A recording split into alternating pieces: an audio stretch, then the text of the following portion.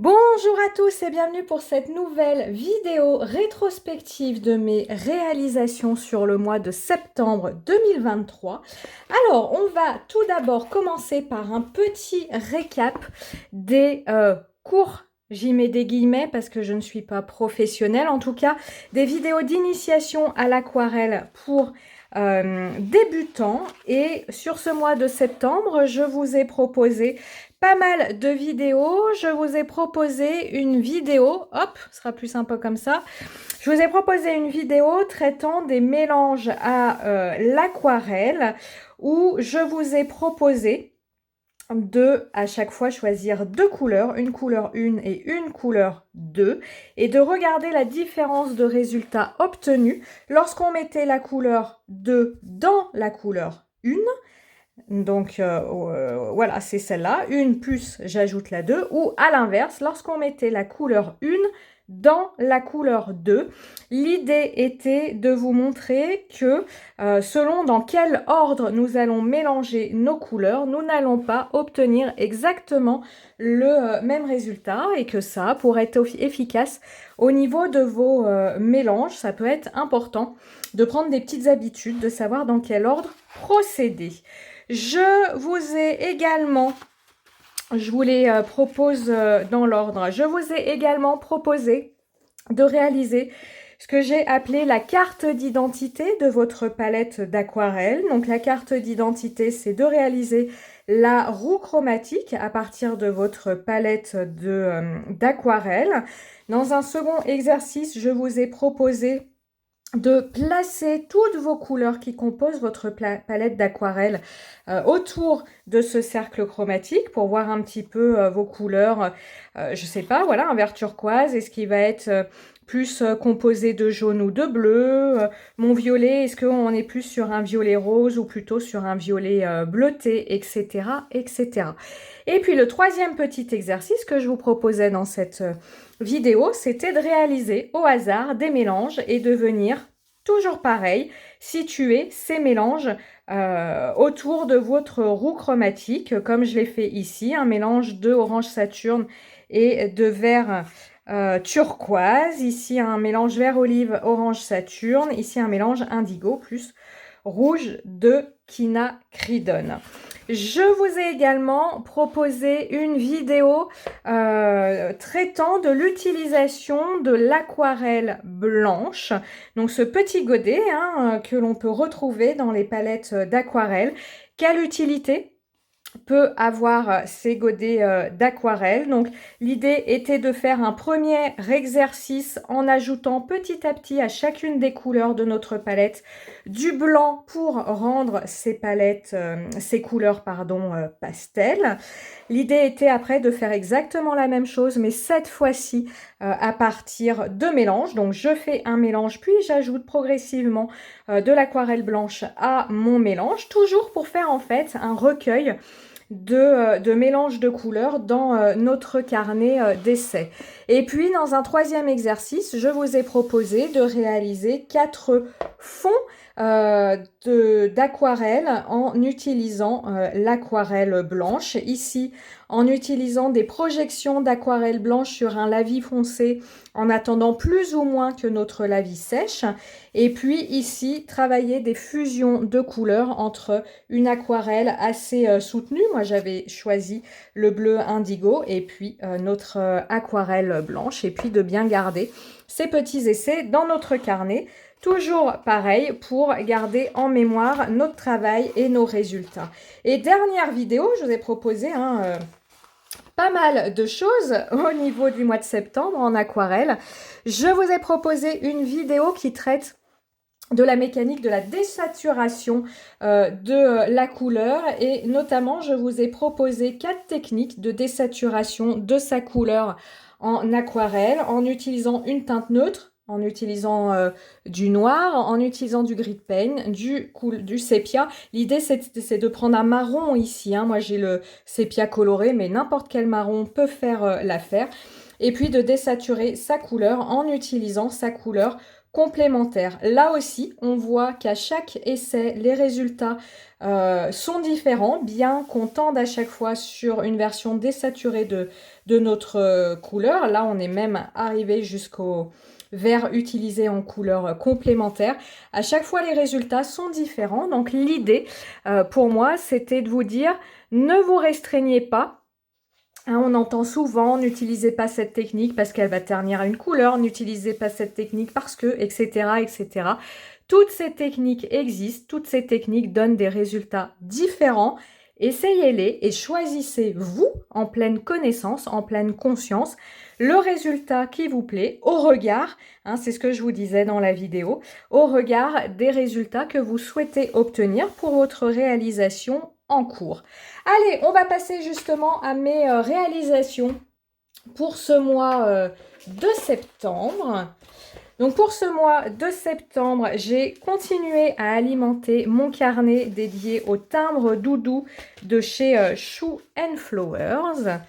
Et hop, j'ai réalisé cette page. Donc vous retrouvez, je regarde si je peux vous mettre un petit peu plus de lumière. Ouais, le problème c'est que je suis en plein soleil.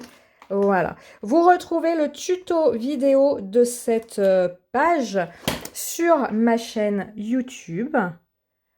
Voilà, et réalisé entièrement à l'aquarelle, aquarelle artisanale de Atelier Couleur Grenadine.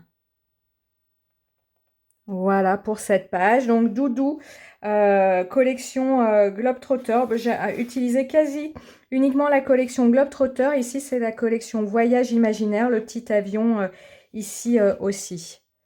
Hop. Et comme toujours, hein, je vous mets toutes les références de ce que j'utilise en descriptif de mes vidéos tuto. Donc, n'hésitez pas à aller y faire un tour. Et soyez pas étonnés, hein, c'est aussi pour ça quand on me demande la référence d'un produit ou d'un tampon que j'ai noté en descriptif, je vous renvoie en descriptif de la vidéo parce que si je fais tout ce travail au préalable, c'est pour gagner du temps au niveau des questions que je peux avoir. Donc, n'hésitez pas à aller vous y référer. On continue à travailler avec Shoe & Flowers. Donc là, on va dans mon carnet d'aquarelle 100% coton de chez Annemule. Et j'ai réalisé cette page-ci. Hop, j'aimerais bien qu'il y ait une lumière un petit peu mieux. Hop, mais ça me demande de bricoler un peu. Hop, je vais voir si j'y arrive. On va dire que c'est pas mal. Voilà, donc je vous disais, tampon de la nouvelle collection Cabinet de Curiosité. La petit tampon ici de cette demoiselle est issu de la collection Forêt Enchantée. Et le tout est colorisé aux aquarelles Daniel Smith. Voilà, donc c'est un carnet, hein, je vous disais, Annemule 100% coton et il fait 19,5 cm de côté. Donc c'est un beau format. Voilà, avec ici des petits points, des petites projections. Enfin là, je l'ai fait à la main, c'est pas des projections, des petits points de Posca. Pas de vidéo tuto pour cette page parce que j'ai simplement fait une colorisation à l'aquarelle, mais vous retrouvez tout le matériel et tout le nom des couleurs utilisées sur l'article de blog qui correspond à cette réalisation.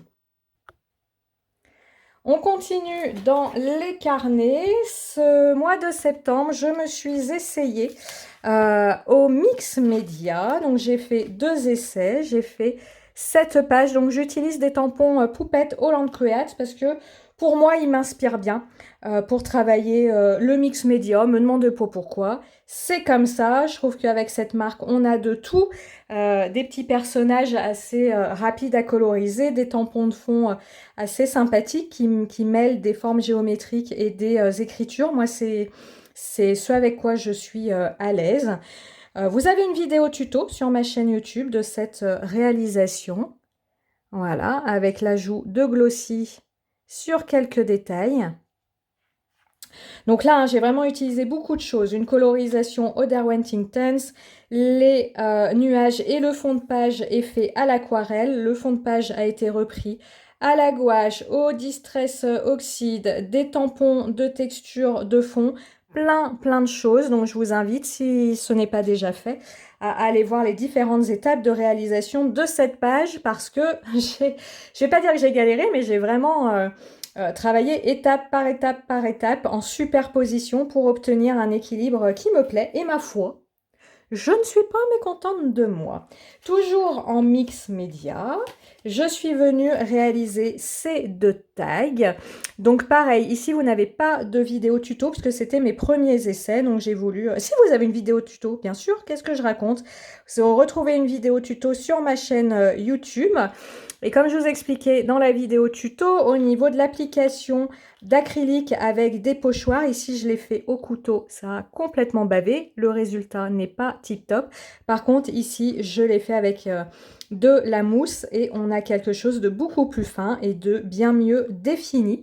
Donc je vais oublier la technique couteau pour l'application d'acrylique avec un pochoir pour voilà, me concentrer avec un applicateur mousse. Le fond de mes deux cartes, ce sont des fonds gel presse, hein, détourés avec un die au format taille. Les deux tampons, des tampons Holland Craft de Jeannette Klein. Et on me l'a beaucoup demandé.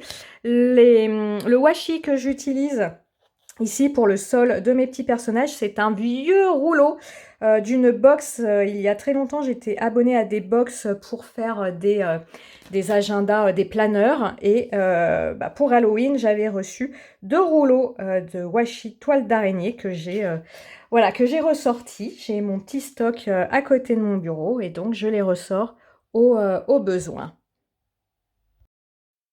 En ce mois de septembre, j'ai également réalisé cette petite carte. Alors, vous retrouvez la vidéo tuto sur la chaîne YouTube de la Fée du Scrap. J'ai utilisé une sorcière Hotball Stamping Bella que j'ai mêlée avec ce petit personnage de Jeannette Klein. Le tout est colorisé au marqueur graphite et le fond est fait avec les poudres Magicals, voilà, et puis quelques petites projections de marqueurs acryliques pour compléter le tout. Voilà, j'espère que toutes ces réalisations assez variées, hein, on a tout, de l'aquarelle, du Holland Create, du Stamping Bella, de l'aquarelle. J'espère que toutes ces réalisations vous auront plu. Comme d'habitude, n'hésitez pas à me mettre en commentaire celles que vous préférez. Je vous le dis tout de suite, je n'ai absolument ni le temps ni l'énergie faire des vidéos si vous-même vous n'en faites pas. Je vous le dis, ça demande une assez grande énergie. Donc je n'ai ni le temps ni l'énergie pour faire des vidéos de tout ce que je fais. Mais c'est pour ça que je me restreins, quand je ne fais pas de vidéo tuto, à vous faire un article sur mon blog. Donc n'hésitez pas à vous y rendre également. Moi, je vous souhaite un bon week-end et je vous dis à très bientôt pour de nouvelles réalisations. Ciao, ciao!